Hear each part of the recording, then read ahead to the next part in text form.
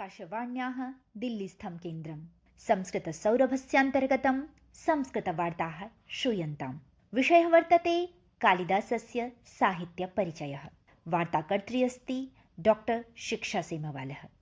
कालिदासः भारतस्य महनीय कविकारत्वेन सुप्रथित नाटककारत्वेन आविश्वं सुप्रसिद्धः वर्तते। यद्यपि ऐतिहासिकदृष्ट्या कालिदासस्य जन्मस्थानस्य कर्मस्थानस्य च विषये विदुषां मध्ये मतवैविध्यं दरीदृश्यते, तथापि कालिदासस्य काव्यगतोत्कर्षता निखिल विश्वे समादरणीया। राजशेखरेण कालिदास इति नाम्नः सुप्रथितानां कवित्रयाणां समुल्लेखः कृतः। संस्कृतसाहित्ये कालिदास नाम्ना 40 रचनानां वर्णनं समुपलभ्यते। परम् एतासु रचनासु केवलं 7 प्रामाणिकाः सन्ति। कालिदासस्य रचनासु सर्वादौ कुमारसम्भवस्य विषये परिचर्चां कुर्मः। मान्यता अस्ति यत् कुमारसम्भवमेव कालिदासस्य प्रारम्भिकी कृतिः अस्ति, यस्मिन् कालिदासेन गौरीशङ्करस्य विवाहः, कुमारकार्तिकेयस्य जन्म एवं कार्तिकेयद्वारा तारकसंहारस्य कथा निरूपिता अस्ति। यद्यपि महाकाव्येऽस्मिन् 17 सर्गाः सन्ति, तथापि प्रारम्भिक 8 सर्गाः एव कालिदासविलिखिता इति मन्यन्ते। अस्य महाकाव्यस्य सर्वोत्कृष्टः सर्गः पञ्चमो सर्गः वर्तते, यत्र शिवप्राप्त्यर्थं शिवप्रमोदनाय च पार्वत्याः अतिघोर तपस्य वर्णनमस्ति। अस्मिन्नेव सर्गे ब्रह्मचारी वेषधारी शिवः पार्वत्याः प्रेम परीक्षणाय आगच्छति, कथयति च अद्य प्रभृत्य वनताङ्गी तवास्मि दासः क्रीतस्तपोभिरिति वादिनि चन्द्रमौलौ। सप्तमे सर्गे गौरी शङ्करस्य पाणिग्रहणस्य वर्णनमस्ति, यत्र विवाहपूर्वं पार्वत्या शृङ्गारः, विवाह हेतोः शिवागमनोत्सुक नारीणां रमणीयाः चेष्टाः वर्णिताः सन्ति। सर्गस्यास्य 7 श्लोकाः रघुवंशे अपि यथावत रूपेण उपनिबद्धाः सन्ति। रघुवंशमहाकाव्यं कालिदास विरचितं द्वितीयं महाकाव्यमस्ति। 29 सर्गेषु निबद्धे अस्मिन् महाकाव्ये 69,500 श्लोकाः सन्ति। ग्रन्थेऽस्मिन् दिलीपादि 30 सूर्यवंशिराज्ञां वर्णनमस्ति। अन्तिमराजा अग्निवर्णस्य वर्णनेन साकम् अस्य वंशस्य पतनोऽपि कालिदासेन प्रदर्शितम्। अस्मिन् महाकाव्ये कालिदासेन भारतस्य एकस्य प्रख्यात राजवंशस्य उत्थानं पतनं च वर्णयन् स्वराजनैतिक दर्शनस्य अभिज्ञानमपि कारितं, यत् प्रजासेविनां राज्ञाम् उत्थानं भवति। यो राजा प्रजायाः उपेक्षां करोति तस्य विध्वंसं सुनिश्चितम् अस्ति। सूर्यवंशिराज्ञां वर्णने कालिदासेन वाल्मीकि रामायणस्य वंशावल्याः अनुकरणं नैव कृतम्, अपितु वायुपुराणस्य विष्णुपुराणस्य च वंशावल्याः अनुकरणं कृतमस्ति। कालिदास विरचितः तृतीयो ग्रन्थः मेघदूतमस्ति। ग्रन्थोऽयम् एकं खण्डकाव्यमस्ति। आधुनिकसमीक्षकानुसारेण ग्रन्थोऽयं गीतिकाव्यस्य प्रथमा महत्त्वपूर्णा रचना वर्तते। कुमारसम्भवं, रघुवंशं, मेघदूतं च संयुक्तरूपेण लघुत्रयी अपि कथ्यते। मन्दाक्रान्ता छन्दे निबद्धा 15 श्लोकयुता एषा रचना 2 भागयोः विभक्ता अस्ति। 63 श्लोकयुतः प्रथमो भागः पूर्वमेघ इति नाम्ना ज्ञायते, द्वितीयो भागः उत्तरमेघः वर्तते, यस्मिन् 52 श्लोकाः सन्ति। मेघदूतस्य कथा काल्पनिका वर्तते, यत्र कविना कल्पितं यत् अलकापुरी निवासी एको यक्षः स्वप्रियतमायाः परमोनुरागी आसीत्।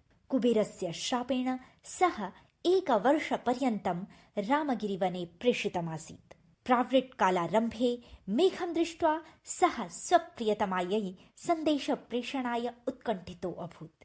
काव्यस्य पूर्वभागे मेघस्य यथोचितं स्वागतं कृत्वा रामगिरितः उत्तरमेघे अलकापुरीनगरस्य वैभवस्य वर्णनं कुर्वन् यक्षेण स्वगृहस्य अभिज्ञानमपि निरूपितमस्ति।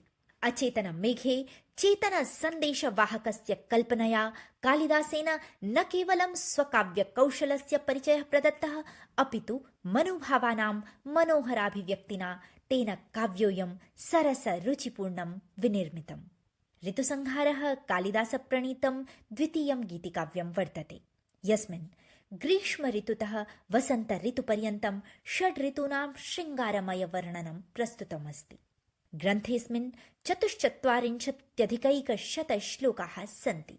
केचित् विद्वांसः ग्रन्थस्यास्य प्रामाणिकतां सन्देहास्पदं मन्यन्ते, परं बहुसंख्यकविद्वांसः ग्रन्थोऽयं कालिदासविरचितमेव मन्यन्ते। ग्रन्थस्यास्य आरम्भः प्रचण्डग्रीष्मवर्णनेन, अन्तः च वसन्तस्य मादकसौन्दर्यचित्रणेन भवति। काव्यस्यास्य भाषा सरला, स्वाभाविका, प्रवाहपूर्णा च वर्तते। कालिदासेन अनुप्रासयुतस्य पदविन्यासस्य बहुधा प्रयोगो विहितः। पद्येषु मुक्तककाव्यस्य प्रभावः दरीदृश्यते, यद्यपि ते नायकनायिकायाः संवादरूपेण परस्परनिबद्धाः सन्ति। कालिदासेन मालविकाग्निमित्रं, विक्रमोर्वशीयम्, अभिज्ञानशाकुन्तलं नाम्ना त्रयाणां नाटकानामपि रचना कृता। कालिदासविरचितानि एतानि नाटकानि एतावतानि सुप्रसिद्धानि सन्ति यत् विश्वस्मिन्नपि विश्वे कालिदासेन नाटककारत्वेन ख्यातिः समर्जिता। मालविकाग्निमित्रम् एकम् ऐतिहासिकं नाटकम् अस्ति, यस्मिन् शुङ्गवंशीयराज्ञः अग्निमित्रस्य विदर्भदेशस्य राजकुमारी मालविकया सह विवाहस्य कथा वर्णिता अस्ति। रूपकेऽस्मिन् अग्निमित्रस्य पिता पुष्यमित्रस्य अश्वमेधयज्ञस्य निर्विघ्नपरिसमाप्तिः, वसुमित्रस्य यवनविजयः अपि निरूपितास्ति। इमे वृत्तान्ते भारतीयेतिहासे सुख्याते वर्तेते। राजप्रासादे भवितानां प्रेमप्रसङ्गानां, विलासानां, विदूषकादीनां च वर्णनद्वारा कालिदासेन कथानकम् इतोपि आनन्ददायकं विनिर्मितम्। कालिदासविरचितं द्वितीयं नाटकं विक्रमोर्वशीयम् एकं त्रोटकमस्ति। विक्रमोर्वशीये पुरुरवाराज्ञः उर्वश्यः च प्रेमकथा वर्णितास्ति। कथानकोऽयं ऋग्वेदात् शतपथब्राह्मणाच्च समुद्धृतः अस्ति। मत्स्यपुराणे समुपवर्णितायाः उर्वश्यः कथायाः कथावस्तुनः सर्वाधिकसाम्यमस्ति। कालिदासेन स्वकाव्यप्रतिभया पुरातनाख्यानं नूतनत्वेन प्रस्तुतम्। यथा भरतस्य शापः, उपवने उर्वश्यः लतारूपेण परिवर्तनम्, इन्द्रस्य वरं चेति। विक्रमोर्वशीये पात्राणां चित्रणे भाषाभिव्यक्त्यां कवेः विकासोन्मुखी प्रतिभा उद्भासिता भवति।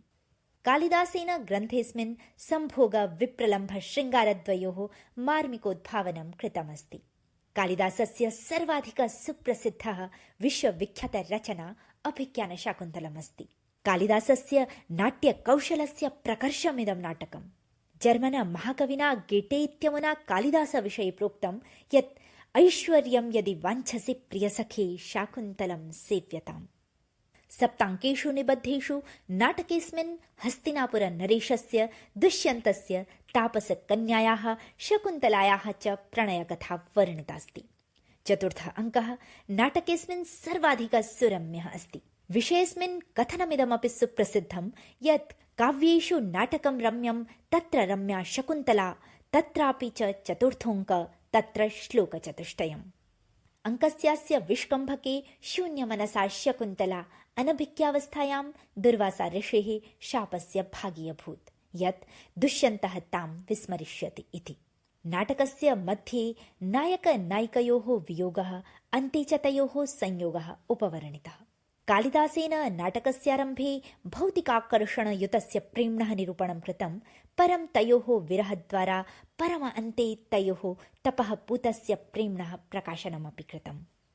अनेन कालिदासप्रणीतानां कृतीनां माध्यमेन तस्य काव्यशास्त्रीयवैशिष्ट्यम् अवगम्यते। केवलं प्रशंसायै एव कालिदासः कविकुलगुरुः, कविताकामिनीविलासः, कनिष्ठिकाधिष्ठितश्च न कथ्यते, अपितु स्वरचनाकौशलेन तेन न केवलं तत्कालीनसहृदयसामाजिकानां हृदये स्वस्थानं सुनिश्चितम्, अपितु सम्प्रत्यपि वैश्विकपटले कालिदाससदृशः द्वितीयः रचनाकारः न दरीदृश्यते। अधुनैव भवद्भिः श्रुतं वार्ता। अस्य विषयः आसीत् कालिदासस्य साहित्यपरिचयः। वार्ताकर्त्री अस्ति डॉक्टर शिक्षा सेमवालः। अनेन सहैव कार्यक्रमोऽयं परिसमाप्यते। नमो नमः।